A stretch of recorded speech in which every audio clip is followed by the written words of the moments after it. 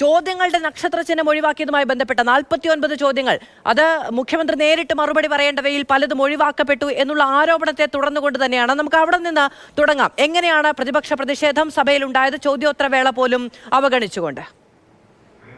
മധു, 10 മണിക്ക് 0 ഓവർ തുടങ്ങുന്ന സമയം അടിയന്തര പ്രമേയം വരുമ്പോഴായിരിക്കും ബഹളം തുടങ്ങുക എന്ന് ഏവരും പ്രതീക്ഷിച്ചു. പക്ഷേ ഇന്ന് രാവിലെ പ്രതിപക്ഷം ആ തന്ത്രം മാറ്റി. കാരണം പ്രതിപക്ഷം ഉന്നയിച്ച 49 ചോദ്യങ്ങൾ, അത് നക്ഷത്ര ചിഹ്നമിട്ട ചോദ്യം, മുഖ്യമന്ത്രി നേരിട്ട് സഭയിൽ മറുപടി പറയേണ്ട ചോദ്യങ്ങളാണ്. അതിൽ ADGPയുടെ RSS ബന്ധം അടക്കമുള്ള സർക്കാർ പ്രതിരോധത്തിലായിരിക്കുന്ന വിഷയങ്ങളെല്ലാം ഉൾപ്പെടുന്നു. അപ്പോൾ ആ ചോദ്യങ്ങൾ നിയമസഭാ സെക്രട്ടേറിയറ്റ് വെട്ടുകയാണ് ഒഴിവാക്കിയത്. അത് വെട്ടി ഒഴിവാക്കി നക്ഷത്ര ചിഹ്നം ഇടാത്ത ചോദ്യമാക്കി മാറ്റി. അതായത് രേഖാമൂലം മറുപടി നൽകിയാൽ മതി, എന്ത് മറുപടി വേണോ നൽകാം, മുഖ്യമന്ത്രിക്ക് നേരിട്ട് കാര്യങ്ങൾ വിശദീകരിക്കേണ്ട സാഹചര്യം ഉണ്ടാക്കില്ല. അപ്പോൾ അതുകൊണ്ട് തന്നെ ഇത് സർക്കാരുമായി ചേർന്നുള്ള ഒരു ഒത്തുകളിയാണ് എന്ന വിമർശനമാണ് പ്രതിപക്ഷ നേതാവ് ആദ്യം തന്നെ ഉന്നയിച്ചത്. ഇതോടെ തന്നെ ചോദ്യോത്തരവേളയുടെ തുടക്കത്തിൽ തന്നെ പ്രതിപക്ഷ നേതാവ് ഇത് ഉന്നയിക്കുമ്പോൾ പ്രതിപക്ഷ അംഗങ്ങൾ പ്ലക്കാർഡെല്ലാം ഉയർത്തി പ്രതിഷേധവുമായി നിൽക്കുകയാണ്. ഈ സമയത്താണ് സ്പീക്കർ വേഗത്തിൽ അതിൻ്റെ നടപടിക്രമങ്ങൾ എന്തായിരുന്നു, ശാക്തറാൻ കൗറിൻ്റെ നിയമസഭാ നടപടിക്രമങ്ങൾ, പാർലമെന്ററി നടപടിക്രമങ്ങൾ സംബന്ധിച്ച കാര്യങ്ങൾ വിശദീകരിച്ചുകൊണ്ട് അതിനെ ന്യായീകരിച്ചു. അതിനുശേഷം സഭ ചോദ്യോത്തരവേളയുമായി മുന്നോട്ട് പോയി പ്രതിപക്ഷ നേതാവും സഭാ അംഗങ്ങളും നടുത്തളത്തിലിറങ്ങി ബഹളം തുടങ്ങി. പ്രതിപക്ഷ അംഗങ്ങൾ നടുത്തളത്തിലിറങ്ങി ബഹളം തുടങ്ങി. സ്പീക്കർക്ക് ഡയസിന് മുന്നിലെത്തി പ്രതിഷേധിച്ചു. ഈ സമയത്താണ് മുഖ്യമന്ത്രി മറ്റൊരു ചോദ്യത്തിന് മറുപടി പറയുന്ന അവസരത്തിൽ നമ്മൾ നേരത്തെ കേട്ട മുഖ്യമന്ത്രിയുടെ പ്രതികരണം ഉണ്ടായത്. അതായത് സർക്കാരിന് ഒരു കാര്യത്തിലും മറയ്ക്കാനില്ല തുടങ്ങിയ വിശദീകരണങ്ങൾ നൽകിയത്. വിവരങ്ങൾ കിട്ടുന്ന മുറയ്ക്ക് സർക്കാർ ഈ ചോദ്യങ്ങൾക്കെല്ലാം മറുപടി നൽകും എന്ന വിശദീകരണം വന്നപ്പോഴാണ് പ്രതിപക്ഷ നേതാവ് തനിക്ക് വിശദീകരിക്കാനുണ്ട് എന്ന കാര്യം ഉന്നയിച്ചത്. പ്രതിപക്ഷാംഗങ്ങൾ ഈ ചോദ്യം നിയമസഭയിൽ സമർപ്പിക്കുന്ന സമയത്ത് എന്ന് പറയുന്നത് MR അജിത് കുമാറിനെതിരെ നടപടിയെടുക്കാത്ത സമയമാണ്. ഇന്നലെ നമുക്കറിയാം, ഇന്നലെ രാത്രിയോടുകൂടിയാണ് അദ്ദേഹത്തിന്റെ ഈ ക്രമസമാധാന പാലന ചുമതലയൊക്കെ എടുത്തു മാറ്റുന്നത്. അപ്പോൾ മുഖ്യമന്ത്രി നേരിട്ട് മറുപടി പറയണം എന്നുള്ള, മുഖ്യമന്ത്രി അക്കാര്യത്തിൽ പ്രതിപക്ഷം ഉയർത്തിയ പല ചോദ്യങ്ങൾക്കും മറുപടി പറഞ്ഞില്ല എന്ന ബോധ്യത്തിൽ നിന്നാണ് ആ ചോദ്യങ്ങൾ ഉണ്ടാകുന്നത്.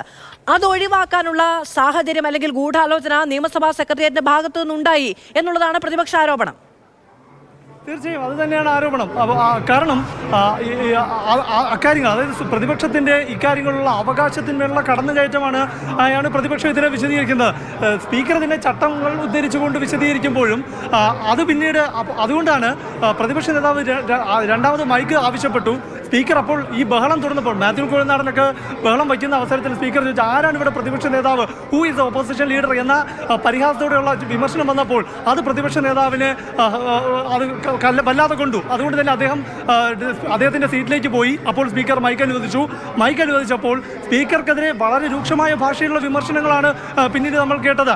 അതായത് സ്പീക്കർ സർക്കാരിന് വേണ്ടി അവിടെ ആ സീറ്റിൽ ഇരുന്നു കൊണ്ട്, സ്പീക്കർ കസേരയിൽ ഇരുന്നു കൊണ്ട് ഇങ്ങനെ ആരാണ് പ്രതിപക്ഷ നേതാവെന്ന് ഒരു സ്പീക്കർ ചോദിക്കുന്നത് ഇതുവരെ സഭാ ചരിത്രത്തിൽ ഉണ്ടാകാത്ത കാര്യമാണെന്നും സർക്കാരിന് വേണ്ടി ഈ കാര്യങ്ങൾ ചെയ്തു കൊടുക്കുന്നതിനുള്ള കുറ്റബോധമാണെന്നും ഉള്ള രൂക്ഷ വിമർശനം നടത്തി.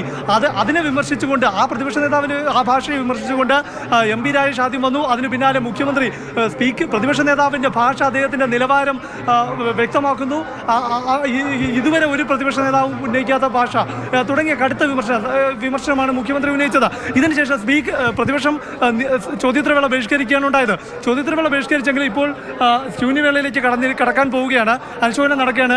ശൂന്യവേളയിൽ എങ്ങനെയായിരിക്കും കാര്യങ്ങളെന്ന് അമലിന് വിശദീകരിച്ചത്. അമൽ, ഈ നേരത്തെ നമ്മൾ ചോദ്യോത്തരവേളയിൽ കണ്ട അതിൻ്റെ ആവർത്തനമോ അതിലധികമോ ആയിരിക്കും. കാരണം ADGPക്കെതിരെ നടപടി എടുത്തു എന്നത് പ്രതിപക്ഷം കണക്കിലെടുക്കുന്നേയില്ല. അത് സർക്കാരിന് ഇന്നത്തെ ദിവസം മുഖം രക്ഷിക്കാനുള്ള ഒരു നടപടി മാത്രമായി. കാരണം ADGP ഇപ്പോഴും ഒരു പോലീസ് തസ്തികയിൽ, ഒരു പോലീസ് ADGP സ്ഥാനത്ത് തന്നെ ഉണ്ട്.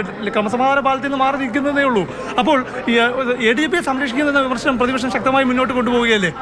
ഈ വിഷയങ്ങൾ പലതാണ്. ഇന്ന് അടിയന്തര പ്രമേയം സാധാരണ നിലയിൽ 10 മണിക്ക് സഭ ഈ ചോദ്യോത്തരവേള കഴിയുമ്പോൾ തന്നെ അടിയന്തര പ്രമേയ നോട്ടീസിന് അവതരണാനുമതി തേടി പ്രതിപക്ഷം സംസാരിക്കേണ്ടതാണ്. പക്ഷേ ആദ്യത്തെ ദിവസം ഈ വയനാട് മരിച്ചവർക്ക് അനുശോചനം അർപ്പിച്ച് പിരിയുകയാണ് ചെയ്തത്. ഇന്നിപ്പോൾ സീതാറാം യെച്ചൂരി അടക്കം സഭാംഗങ്ങളായിരുന്ന മറ്റ് ഈ KT കുഞ്ഞിക്കണ്ണനും അതോടൊപ്പം തന്നെ MM ലോറൻസ് അടക്കമുള്ളവർക്ക് അനുശോചനം അർപ്പിച്ചു സഭ. അല്പസമയങ്ങൾക്കകം തന്നെ ഇപ്പോൾ എല്ലാവരും എണീറ്റ് നിന്ന് അവർക്ക് അനുശോചനം അർപ്പിക്കുകയാണ്. അല്പസമയത്തിനകം തന്നെ അടിയന്തര പ്രമേയത്തിന് അനുമതി തേടിയുള്ള നോട്ടീസ് അവതരിപ്പിക്കപ്പെടും. ഈ നോട്ടീസിന് അനുമതി കിട്ടുമോ? നോട്ടീസിന് നിലവിലത്തെ അവസ്ഥയിൽ അനുമതി കിട്ടാനുള്ള ഒരു സാധ്യതയുമില്ല. അതിന് അവതരണാനുമതി ഉണ്ടാകുമോ എന്നുള്ളത് തന്നെയാണ് കാണുന്നത്. എന്തായാലും സഭാ നടപടികളിലേക്ക് പോകാമെന്ന് തോന്നുന്നു. സ്പീക്കർ റൂൾ 15 പ്രകാരമുള്ള നോട്ടീസിന്റെ കാര്യം സംസാരിക്കുകയാണ്.